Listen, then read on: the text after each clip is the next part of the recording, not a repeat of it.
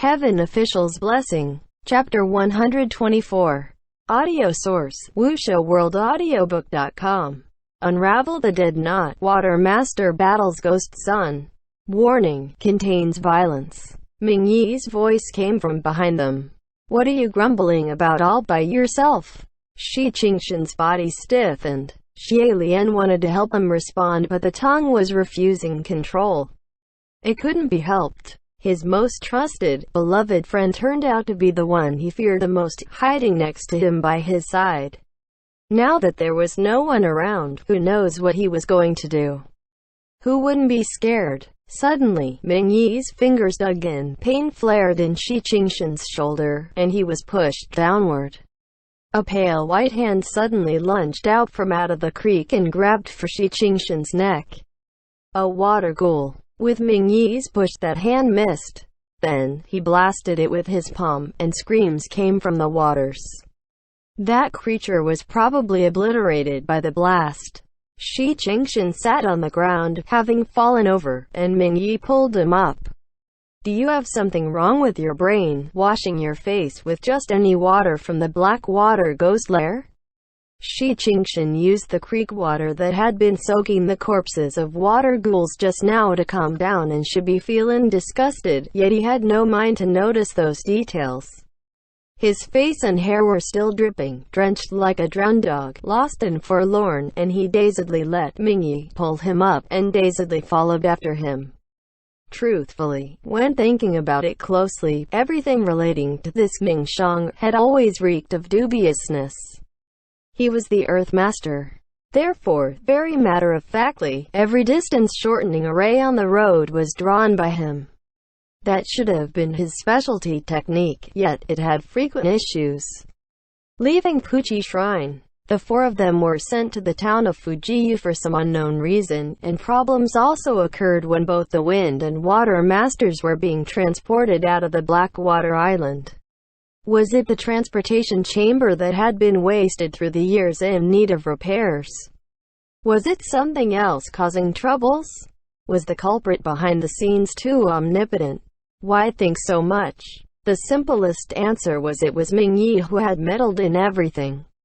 The first time the Wind Master was taken away by the Reverend of Empty Words, it was Ming Yi who lost sight of him. The Wind Master who lost his spiritual powers was also first discovered by him. The one who stayed by Shi Qingshan's side and knew inside and out of his fears and actions was him. The one who knew the Wind Master's verbal password and could command the Reverend of Empty Words to threaten Shi Qingshan to open the doors to that protection array at the Terrace of Cascading Wine was also him. At that time, he cracked the establishment plaque to the Temple of Wind and Water with his own hands without feeling. And maybe it was done out of necessity, or maybe he was doing it on purpose in the first place. Under the guise of an excuse to openly dismantle the establishment plaque of his enemy, and his enemy had to be grateful too. What daring arrogance! With little odd actions such as these, it wasn't like Xie Lian was never suspicious, and he had tried to probe, asking those 3 questions. Yet he had never thought that something this inconceivable, this audacious, could happen, that a demon had impersonated a heavenly official, and had always been hiding amongst them. The ship-sinking Blackwater had always been low-key. To exist under a different identity for years, of course he's low-key. Ming Yi's response at the time really didn't have any flaws. He had devoured the Reverend of Empty Words and possessed its powers, able to command it like a minion. A supreme ghost king could naturally override its might, unfettered by the restrictions of its unique trait. If he wanted to speak the truth, then he could speak the truth. If he wished to deceive, he could speak lies.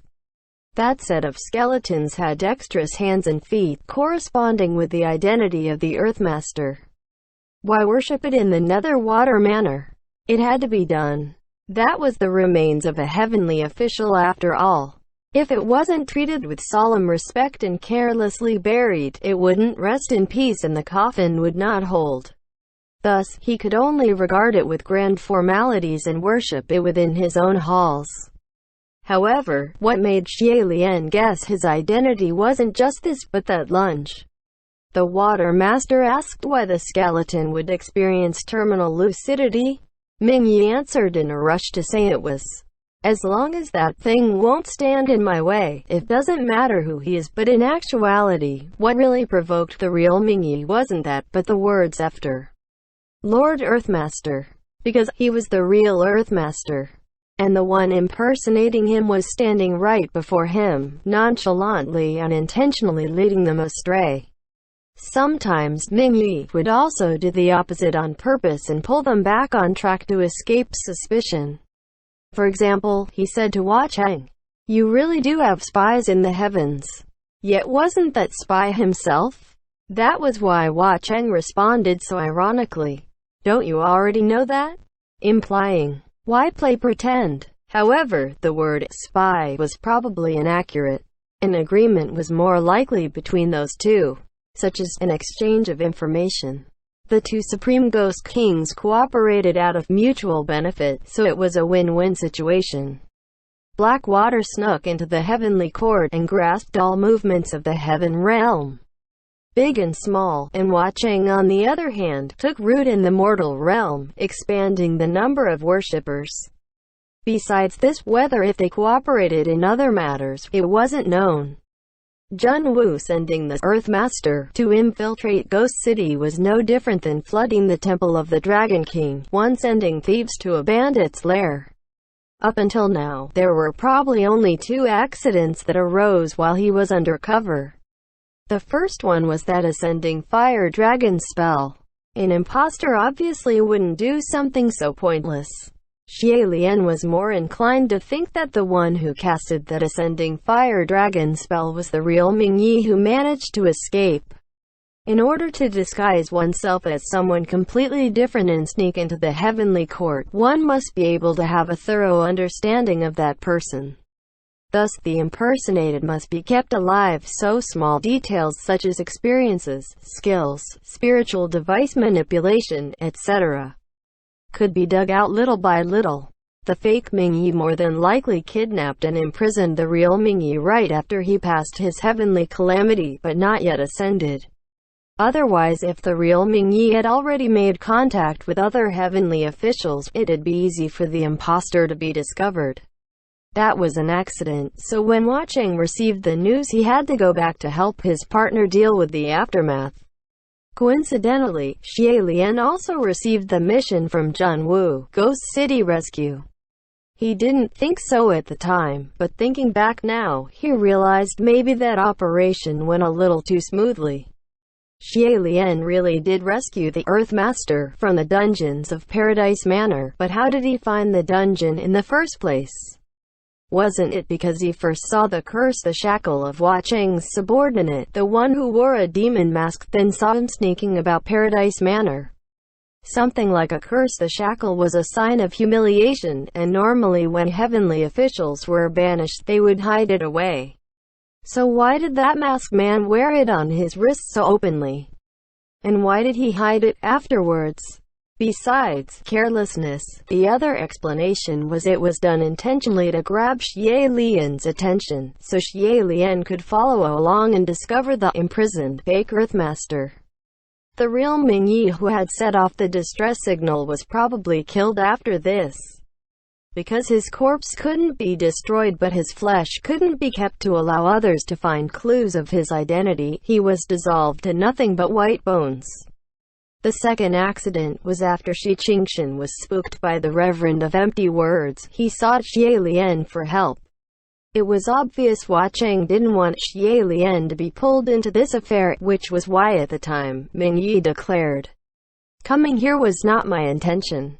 Afterwards, when they were at the Terrace of Cascading Wine, when Hua Cheng went away, it was probably to meet up with Ming Yi and question what was going on. Xie Lian didn't have the chance to explain all of this to Shi Qingshan in detail. But Shi Qingshan himself must have gradually thought each detail through too, the hands hiding under his sleeves trembling. The two walked side by side, and Xie Lian's mind was churning. Just where had Shi Wudu gone? The first one to cross through that array to leave was Shi Wudu. And the last one was Ming Yi. so he shouldn't have been able to jump over Shi Qingshan to do anything to Shiwudu, which meant there were three possibilities. First, Shiwudu was sent somewhere else. Second, there's something else waiting where Shiwudu was sent and he had already fallen victim. Third, Shiwudu left on his own. If it was the first or second possibility, then there was no reason for Ming Yi to keep acting in front of Shi Qingshan right now, searching for Shiwudu. Having thought this far, Xie Lian suddenly heard Ming Yi ask, "Where's your golden locket?" Shi Qingshan was momentarily puzzled, but Xie Lian was immediately filled with dread. Ming Yi asked a couple times before Shi Qingshan responded. "Huh?" Ming Yi said gruffly. "Didn't you say those two golden longevity lockets were forged by the golden cores of you and your brother, and if the master is hurt they would cry?" Shi Qingshan told Ming Yi everything, so naturally he also knew how that spiritual device worked. Which meant he was going to use the golden locket to find Shiwudu. But my scratches are healed," Shi Qingshan said. "That's easy to solve," Ming Yi said coldly. Then he raised his arm slightly. Xie Lian was alarmed. Was he going to cut Lord Wind Master? He tensed in defense. However, Ming Yi squeezed the gash on his own arm instead. The gash that had already ceased bleeding oozed again. "Give me the locket, I'll wear it," he said. Seeing this, Xie Lian couldn't help but be awed. If this gesture wasn't comprised of hidden maliciousness and murderous intent, then such a person truly was worthy to be befriended.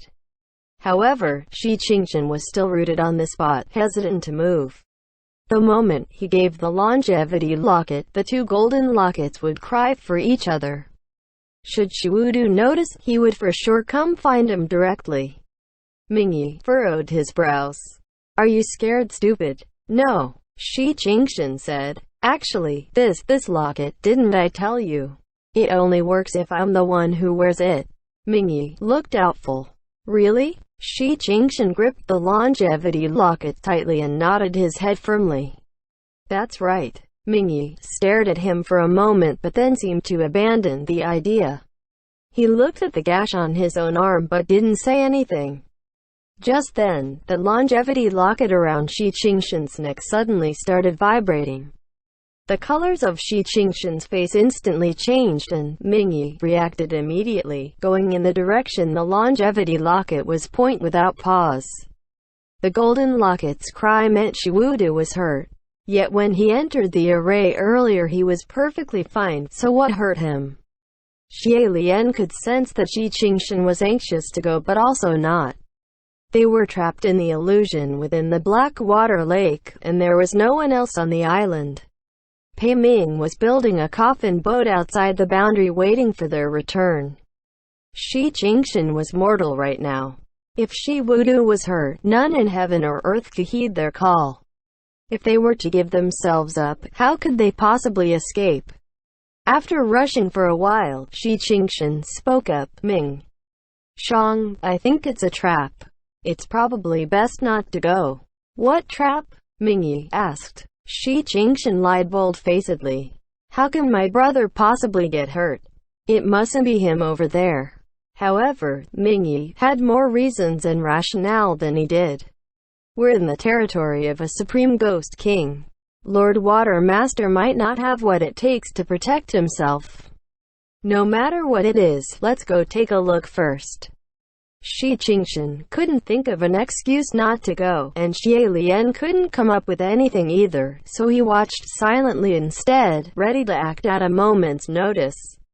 Following the growing vibrations of the longevity locket, the two walked closer and closer to the target, and soon they saw Shiwudu lying on the ground, scruffily curled up, holding his stomach, looking to be in immense pain. Shi Qingshan was shocked and shouted, "Ge!" Then he rushed over with Ming Yi close behind. Yet, when they approached Shiwudu, he suddenly leapt to his feet and embraced him, bursting out in crazed laughter.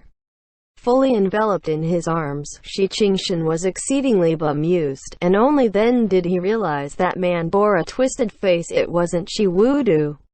It was only an insane maniac dressed in Shiwudu's robes and wearing that golden locket.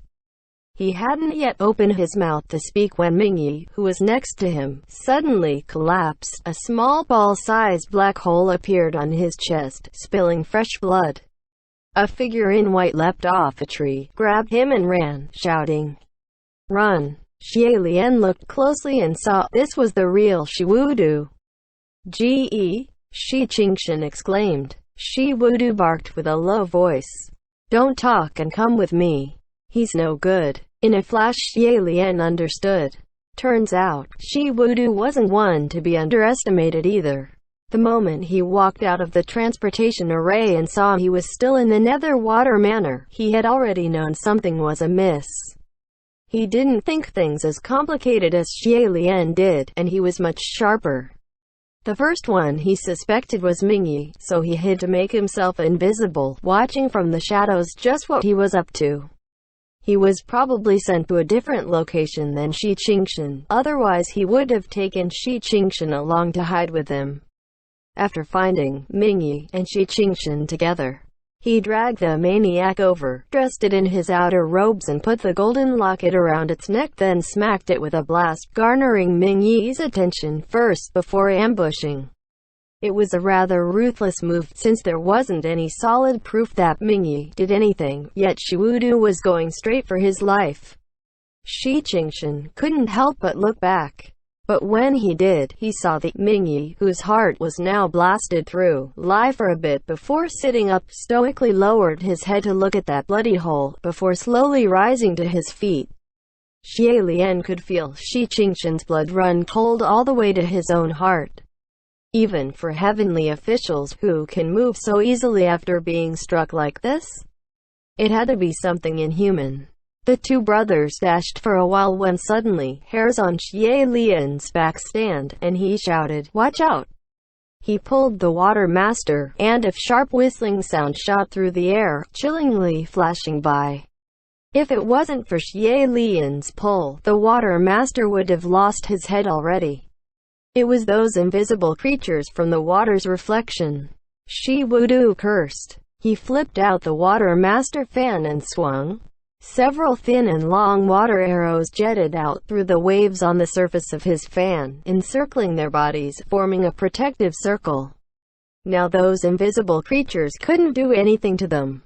The two continued to flee, and Shi Qingshan couldn't help but looked back again. This time, he could feel chill down his spine. He's catching up. Sure enough, Mingyi was only about 20 feet behind them, walking forward slowly. Although it looked like his steps were slow, yet with every step, the distance between him and the two AEAD would instantly pull significantly closer, looking like with several more steps he could touch the hems of their robes. Shi Wudu never looked back, but with one more swing of his fan, 20 to 30 more razor-sharp dragon-like water arrows shot out from the surface of his fan. Even though they were made of water, yet they ripped through the air like steel blades. With another swing, their numbers doubled. Fanning a few times, hundreds of water arrows jetted towards Mingyi, attacking him from all around. With but one misstep, his body would be pierced with holes throughout his body. Yet, Mingyi caught the first water arrow with but his bare hands and yanked like it was a rope, and that Water Master fan was yanked out of Shi Wudu's hand. The moment the fan left his hand, the water dragon arrows that were dancing wildly in the skies instantly dissolved into drizzles, falling from above. Shi Wudu abruptly stopped in his step and looked at his hand in disbelief. For over hundreds of years, this was the first time anyone was able to take the Water Master fan from his hand. He knew he couldn't escape anymore and finally looked back. That Mingyi was walking towards them with steady steps. His entire person seemed to be going through an intricate transformation. With every step a change happened. That already blanched face seemed to be even paler. The same bloodless translucence like Wacheng, and his forehead becoming sharper, his brows deeper, which naturally made him appear even more somber. On the hems of his once plain black robes silently and inconspicuously grew patterns of waves weaved by thin threads, shimmering a mysterious silver glow. Once he had come before the wind and water masters. His face was still about the same, but he was already a completely different person. The Earth Master wasn't a martial god, so he was no good in martial arts. His spiritual powers average. However, the one before them now was obviously neither. "Just who are you?" Shi Wudu demanded cautiously. Mingyi seemed to have found the question funny and squinted his eyes. "You're standing in my territory and you need to ask who I am?" "Black water ghosts, aunt?" Shi Wudu ventured. Mingyi glanced at Shi Qingshan, but Shi Qingshan didn't react. Shi Wudu continued, "You've always been the Earth Master? Or?" He trailed off as he guessed who. "I see." However, what he figured out was only that Ghost Sun had infiltrated the heavens. Shi Wudu said, "You and I have always minded our own business. Well, waters don't interfere with rivers. We've ruled over our own domains. Intruding in your territory wasn't my intention, so why don't we both take a step back?" "Water tyrant," Mingyi said. "So there are also times when you don't dare to be tyrannical." Shi Wudu was proud by nature, and hearing this, displeasure flashed across his face. Though since they were under someone else's roof and his younger brother was by his side, he had to lower his head. Still, he wasn't willing to back down. "If it wasn't the wrong place and time, I wouldn't be afraid of you." Mingyi took another step forward and said chillingly, "Shi Wudu, look at my face. Do you know who I am?" Shi Wudu watched him with a frown. He had seen the face of the Earth Master a few times, so he didn't understand what he was trying to say. "You want me to tell you who you are?" After a pause, he thought he was trying to imply his identity couldn't be revealed, so he said, "It doesn't matter who you are. I swear on my Water Master name, as long as you don't involve me or my brother, I won't care for anything you do." He hadn't finished his sentence before Mingyi cut him off icily. "Noble people really are forgetful. Water tyrant, how many mortal names and mortal births did you flip through back then to so arduously find the one me? What, it hasn't even been a few hundred years and you've already forgotten how I look like?" Hearing this, Shi Wudu's face was starting to twitch little by little. An expression like seeing a ghost that only mortals experienced was now showing on his face for the first time. Shi Wudu's pupils shrank to the smallest they could and he blurted, "You're still alive?" "I'm dead," He-zan said coldly. Then, he suddenly raised a hand, pressed his fingers together, swung his palm upwards. Xie Lian felt a sudden pain lunging at his head, and it seemed Shi Qingshan who was affected by He-zan's spiritual might and fainted. An unknown amount of time went by before Xie Lian slowly came to along with Shi Qingshan's consciousness. Before his eyes were opened, he could already feel something rubbing against him back and forth.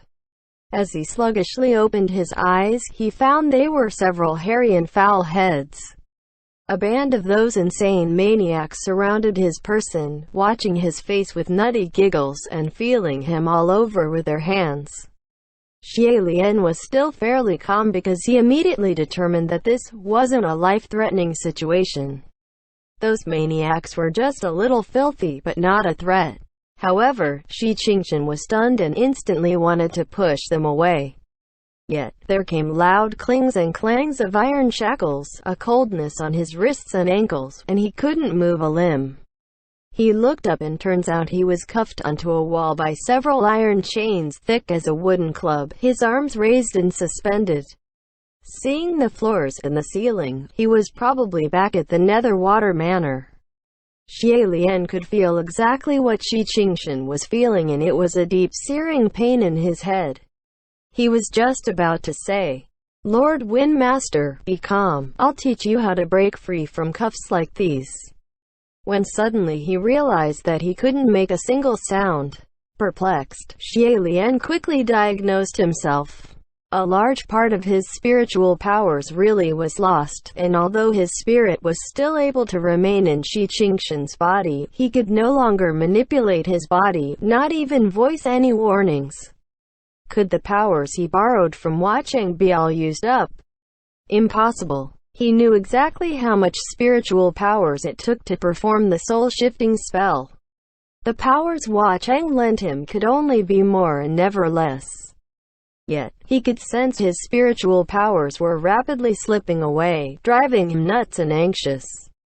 Just then, a raspy voice called out from across. Qingshan. Shi Qingshan's eyes were bleary, but when he bemusedly looked to where that voice came from, he saw it was Shi Wudu who was calling him. He wasn't fettered by any iron shackles, but his white robes were filthy and unkempt.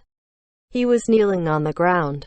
And when he saw Shi Qingshan come to, he showed a glad expression, seeming to want to come over, but was instantly kicked down by someone next to him, forcing him to kneel anew. That man stood with fists clenched at his sides, his expression cold and sinister, his skin so pale it brought shivers, and it was that black water ghost Sun. Or rather, Hizan. Behind him was a divine altar, and 4 obsidian black and smooth urns stood serenely upon it. 2 shredded fans were thrown onto the floor. It was the Wind Master Fan and the Water Master Fan. Father, mother, sister, fiancé. Prostrate, Hizan said. Shi Wudu's eyes were fixed on Shi Qingshan, and from his lips he uttered an answer. Fine. With that, he actually knelt before the altar and dong, dong, dong, kowtowed over 10 times before the urns soundly. Then, as he rose slightly, Hizan stomped down on his head and said coldly, Did I permit you to get up? This stomp instantly crushed Shi Wudu's head onto the floor and he bled from his orifices. He gritted his teeth. No. The elder brother who was once so proud his head was never bowed was now being trampled onto the ground by another. Although Shi Qingshan knew what he had done deserved a retribution 10 times worse than this, but blood was thicker than water, and in the end he still couldn't bear to see him like this. Shay. Hearing his voice, Hizan's chilling eyes swept over. Even if he couldn't raise his head, Shi Wudu knew that meek sound wasn't going to bring anything good, and he immediately shouted, You be quiet. After pondering for a moment, Hizan removed the boot from his head. Shi Wudu was filled with trepidation, but he couldn't get up, and he groaned. Qingshan. Hizan languidly approached. Those insane madmen were terrified of him, and they scampered away whimpering, though they were still sneaking glimpses at Shi Qingshan, as if watching for something on his person. Shi Qingshan was chained onto the wall, and he watched as that face he should be more than familiar with but now dreadfully foreign come closer with every step. Hizan crouched down in front of him, paused, then asked, Is the Reverend of Empty Words scary? His tone was cool and impassive, but Shi Qingshan was bug-eyed, his lips quivering, unable to speak. The Reverend of Empty Words back then was already extremely horrifying. Yet this person before him now who had swallowed the Reverend of Empty Words was 10 times, 100 times more terrifying than the nightmare of his younger years. But this terror was something he should have endured from the beginning. Hizan, Shi Wudu spoke up. A man must answer to what he has done alone. It was my idea to use you to prevent his misfortune. This has nothing to do with my little brother. Hizan sneered. Nothing to do with him? He stared at Shi Qingshan unblinking, enunciating each word. Your little brother, an ordinary, common mortal, obtained the ability to ascend. His endless glory was robbed from my fate, plundered from my divinity. And you tell me that this has nothing to do with him?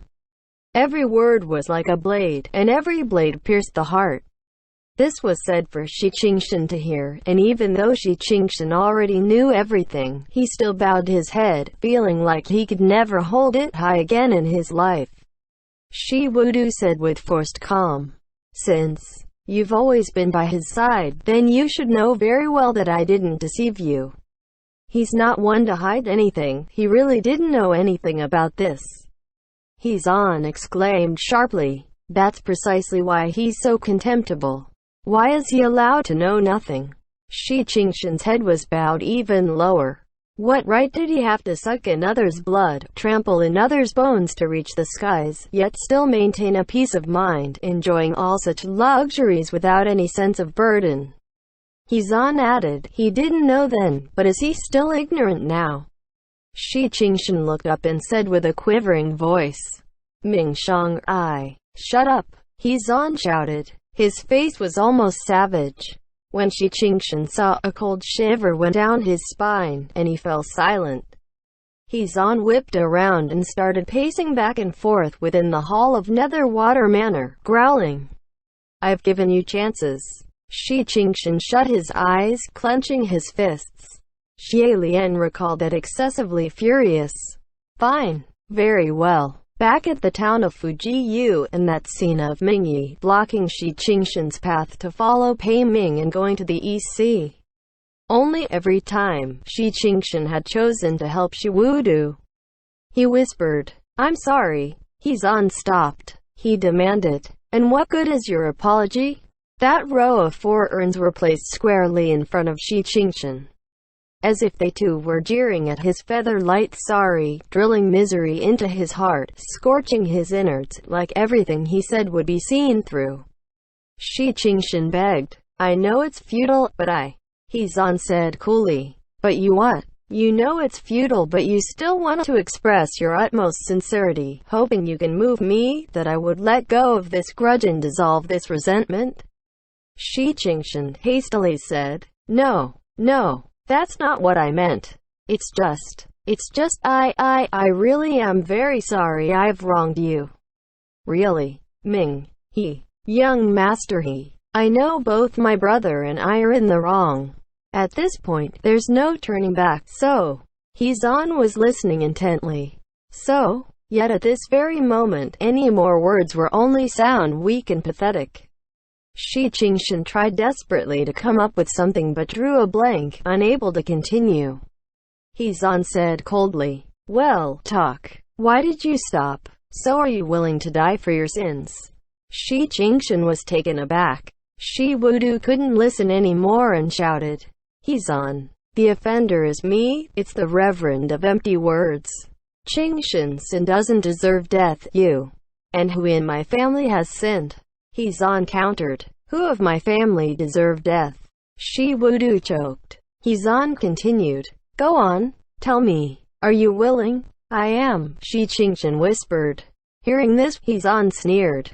Since Shi Qingshan had his head bowed, Xie Lian couldn't see his expression, but even if he saw, he probably wouldn't be able to tell what he was feeling right this moment. Then, Hezon walked away with his fists by his sides. That band of crazed lunatics saw him leave and came to surround him once more, hugging Shi Qingshan's arms and thighs, refusing to let go. Some were also pulling at his hair, some hooked around his neck, each of them with mad glints in their eyes, as if they want to eat him alive into their stomachs. Even though Xie Lian had lived among the homeless before, he too felt his blood run cold, and he wondered, just who are these people? Why did Ghost San collect such a group of madmen here? However, Shi Qingshan only silently endured the pushing and shoving of those madmen, tolerating their pulling and dragging, scared to make a sound.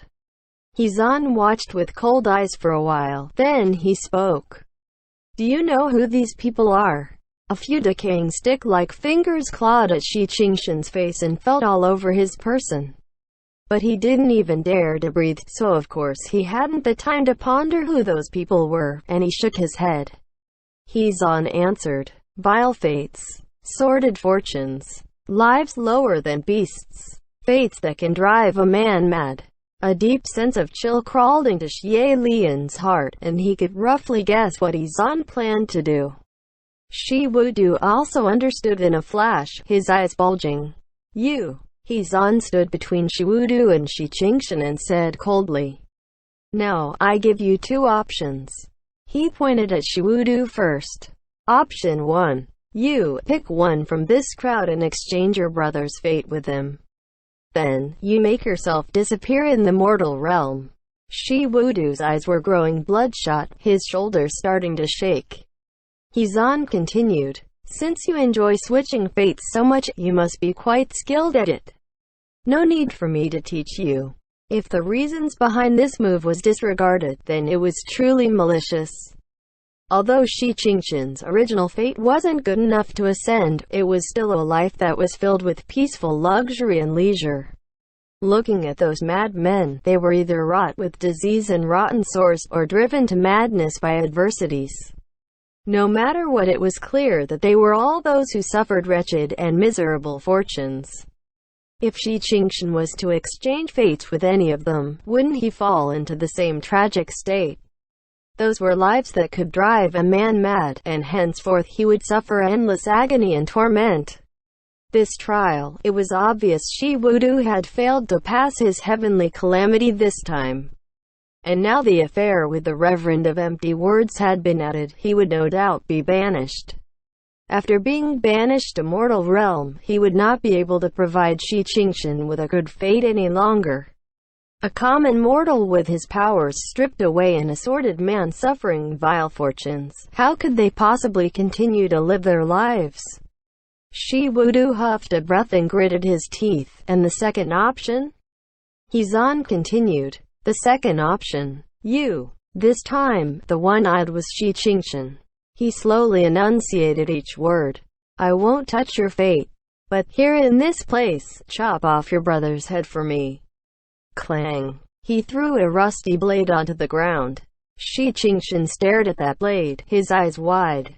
He Zan continued. Then, never show yourself before me again, and I will pretend you've never existed in this world. A hatred so deep that it had seeped into his bones for hundreds of years finally erupted at the peak. Anyone could see the color of fervent madness burning in his eyes. Anyone could see that he wasn't bluffing. After a moment of silence, Shi Wudu croaked. I'll end myself. Let me do it myself. You've no right to bargain with me, He Zan said. Shi Wudu looked at Shi Qingshan and mumbled miserably. You're asking for our lives. Shi Qingshan, however, wasn't as despairing as he was, and said hurriedly, Shay, let's choose the first option. The first one. A moment later, Shi Wudu calmed down. No, I choose the second one. Shi Qingshan was dumbfounded. Why the second option? Can we not both live? Shay, I can't do it, I really can't. Shi Wudu said furiously. Quiet? Don't you understand? To have me lose everything and watch you become a grimy creature, you think I can do it? Why don't I just go AEAD and die from madness? Shay, Shi Qingshan exclaimed. Never mind. Living is still better than death. Besides, really, if you think about it, we've lived for hundreds of years already. It's time to. As he talked, he seemed to remember just how well he lived the past few hundred years, and he was so ashamed he dare not continue.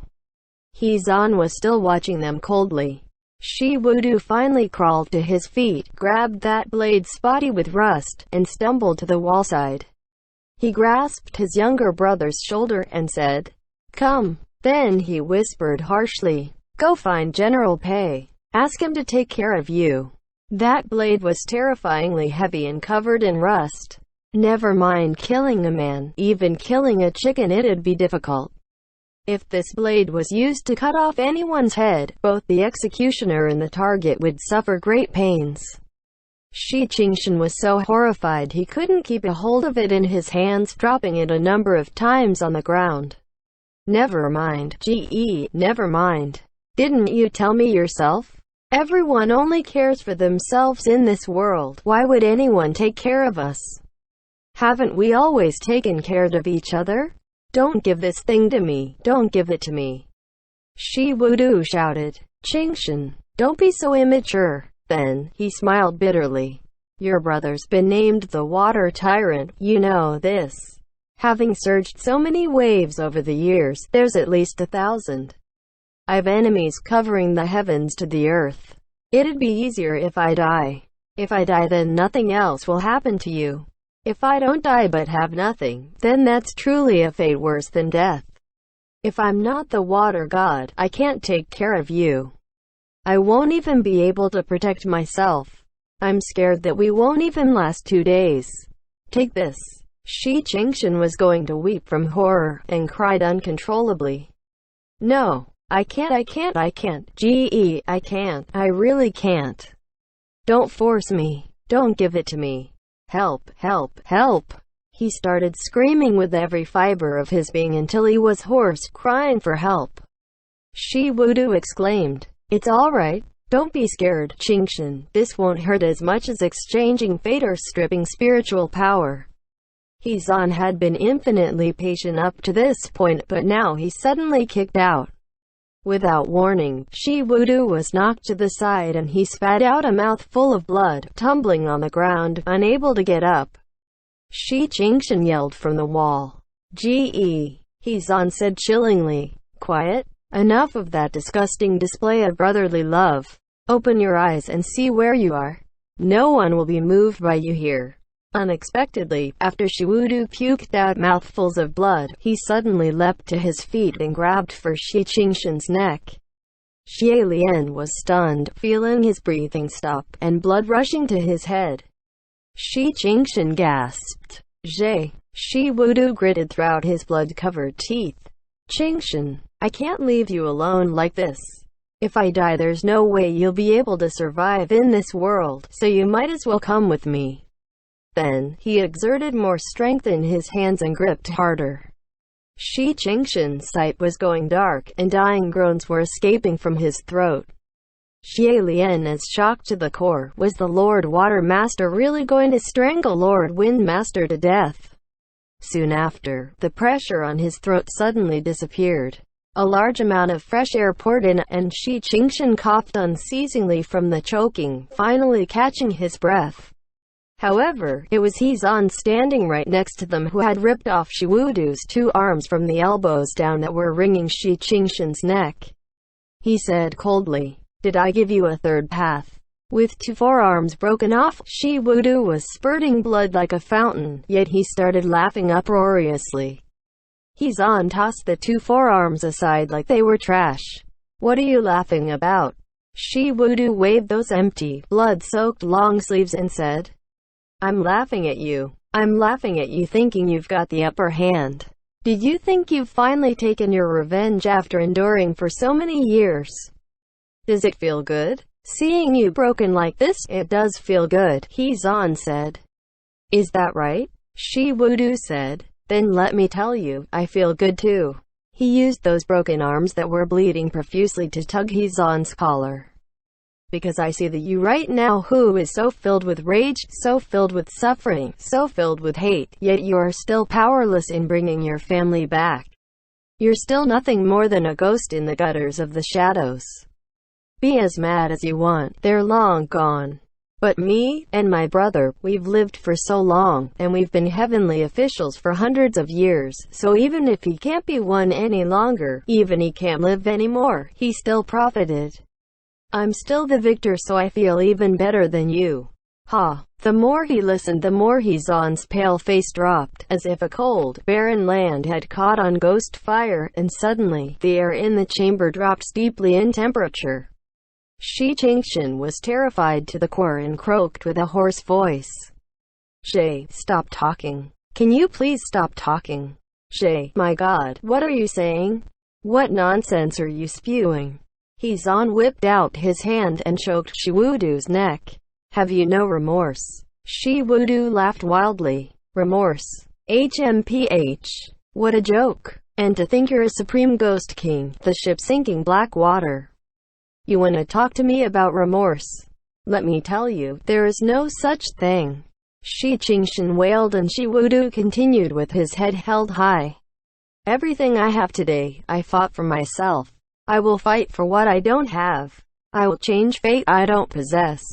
My fate is up to me and not the heavens." This was the first time Xie Lian had heard this interpretation of "my fate is up to me and not the heavens," too, and he was blown away. He Zan also burst out laughing, sounding like his eyes were opened to a new world by Shi Wudu's unshakable tenacity in refusing to admit wrongs. His expression was growing more and more frightening, and Shi Qingshan broke down. "Zhe, I beg you, please stop talking, please shut up. Help." However, Shi Wudu's smug arrogance was undaunted. "Qingshan, GE will go AEAD first. I will wait for you down below."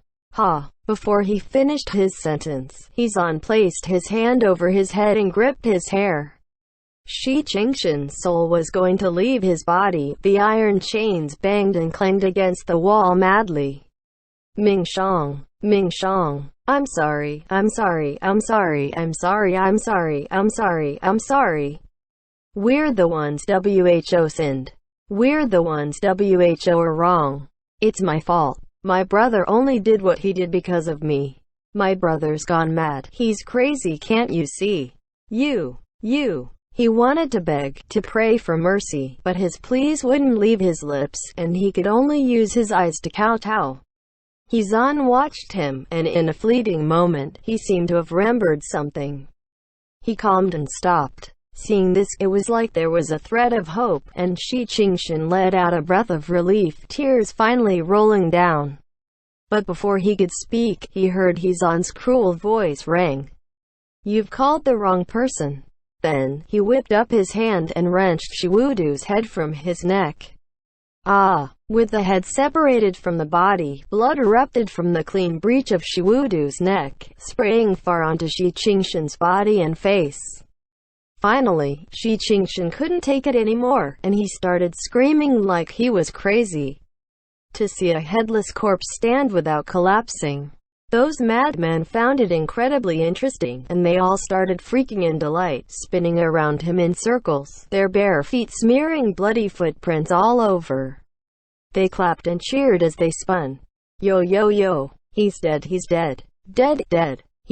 Shi Qingshan screamed for who knows how long, screamed until it felt like his soul and spirit had fled, and he couldn't remember when he had stopped. When Xie Lian came to along with his consciousness, he was already a lifeless heap on the blood-soaked floor. Hezon was standing not far from him with Shiwudu's head, still with eyes round and wide, dangling from his hand.